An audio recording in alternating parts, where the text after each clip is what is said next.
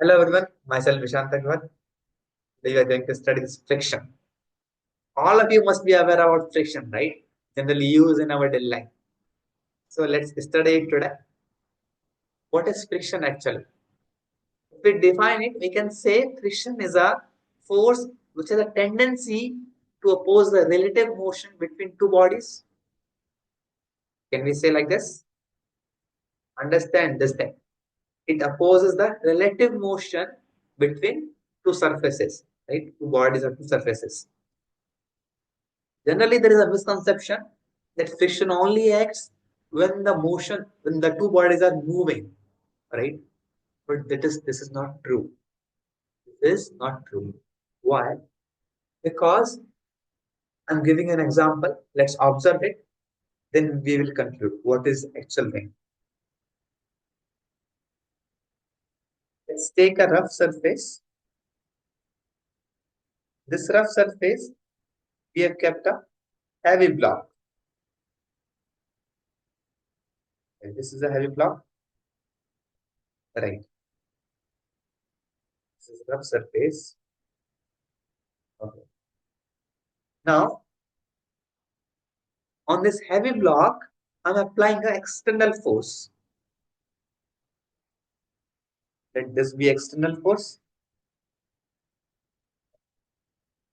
Initially, I'm pushing this block very gently. Very gently. Very gently means I'm applying some, let us say, 1 Newton of force. Okay. So what I'm observing, the block is not moving. Correct, na? Because block is heavy, force is very little, right? Very gentle force. Block will not move because the surface is rough, right? So who is preventing this block from not who is preventing this block to not move? That is friction force. Otherwise, suppose if friction was not there, right? So according to the equation F equals to ma, even if little force will come, then also some acceleration should come. F equals to ma. Let us say F would be 0.0.0 something, right? Then also some acceleration will come, right? It will not be zero. But why the acceleration is zero now? Because the friction force is balancing the external force and making the net force to be zero on the block, right? So see, in this case, the block is not moving, yet still the friction force is acting on the block. Correct now? In which direction friction force will act? If I ask you, the external force is acting on rightward direction. To oppose this, friction force will act in opposite direction, right? In left direction. One thing, friction force is a contact force and it always acts tangentially to the surface, right? Okay. So when I was applying 1 Newton of force to counteract it, to make the block on the rest only, how much friction force should act? 1 Newton, right? Now what we are doing, we are pushing this block little harder. I'm applying 10 Newton of force. Still I observe the block is not moving. Now how much friction force should act in this case? Should it be 10 Newton, right? To make the net force to be zero? Okay. When I apply little more force, let's say 20 Newton of force, still the block is not moving. How much friction force should act now? Should it be 20 Newton? Right? Okay. But in this case, what we are seeing, the friction force is changing its value according to the situation, right? According to the what external force we have applied. This friction force, which is acting on the block right now, when the block is not moving yet, this is called as static friction. This is called as static friction. Friction has two types, static friction and kinetic friction. Now, at this moment, static friction is acting on this block. The block is not moving. Let's define it. There are two types. Which two types are there? First is static friction that we are going to see. Second is kinetic friction. Kinetic friction, right? Static friction acts when there is no actual sliding, no actual motion is happening, right? The block is still at rest. Okay, so if I want to define it, I can write definition as actual sliding is not started yet. Actual sliding is not started yet. But there is a tendency to slide. But tendency to slide, right? Because you suppose if there would be no force acting on this, right? No external force acting on this block, no friction force will act, right? Now, because there is no tendency to slide only.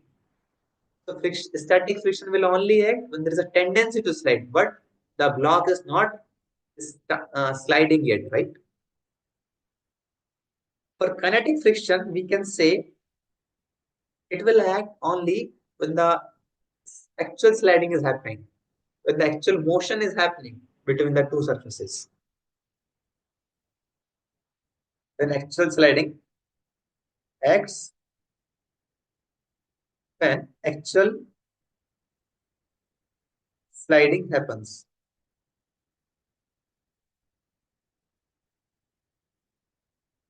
Okay. Now, one interesting thing we saw in this static friction, what was that interesting thing? That it is changing its value, right? It is changing its value according to the situation. So that also we can note it down. This property we call as self-adjusting in nature. Static friction is self-adjusting in nature.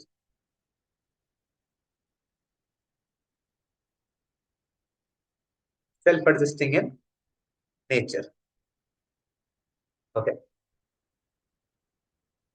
Okay, now let us take the situation when we are applying the force as we are moving, as we are applying more harder, right? There is a more tendency to slide, but still friction force is stopping it. But certainly there will be a point after which this block will start moving, right? As we keep on pushing harder and harder, the block will certainly, surely will start move at some point. That point is called as limiting friction because after all, friction will also has some limiting value, right? At according to like up to which limit it can protect it. Correct now. So this is called as limiting friction. Let us suppose if limiting friction in this case is 50 newtons. So when you apply a force greater than 50 newton, the block will start moving. The block will start moving, right? The limiting friction value is fixed. How much it is, how it can be calculated. We represent it by FL and it can be calculated as mu s into N. What is this mu s? Mu s is coefficient of static friction. It solely depends on the two surfaces which are in contact. These two surfaces, if you see, these two surfaces, the, the lower surface of the block and the upper surface of the uh, this rough surface, right? This will solely depend on this. This friction, static friction, we observe, it is taking value from some lower value to up to a limiting friction value, right? So we can say the static friction can take value from 0 to limiting value, right? 0 in the case when there was no external force acting, when there was no tendency of sliding, right? Limiting in the case when we reach to the maximum limit, right? Okay.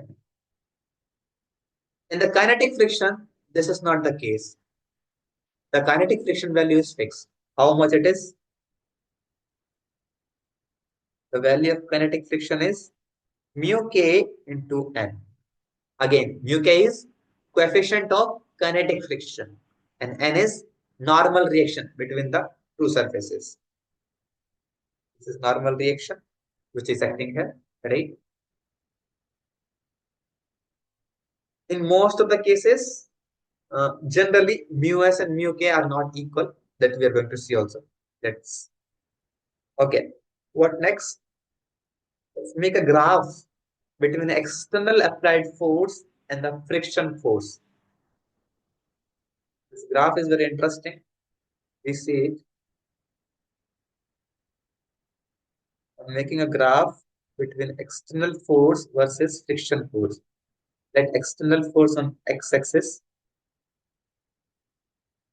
external force, and this be friction force. Tell me, when there was no external force, how much friction force will act? Zero, because there was no requirement of friction force, right? There was no requirement of friction force. So we can start from here and it will go a straight line. It will go a straight line up to a certain value.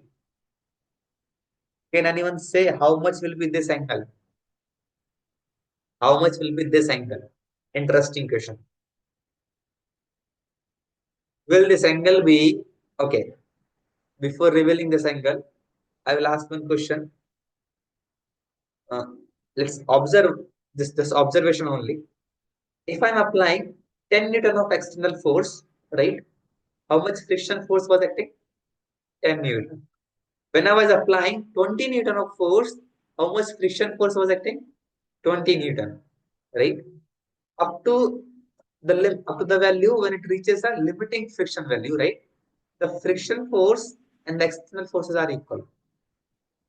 That means at each of this point, right, the value of friction force and the value of external force would be equal. So how much should be this angle now? 45 degree, right now? This value should be 45 degree. How much will be this value when it reaches to maximum limit? This is Fs max. We call it as Fs max. Or here we define FL, no? FL, limiting friction value, right? After we applied, after this limiting friction value, when we increase the external force, what will happen? Let's see.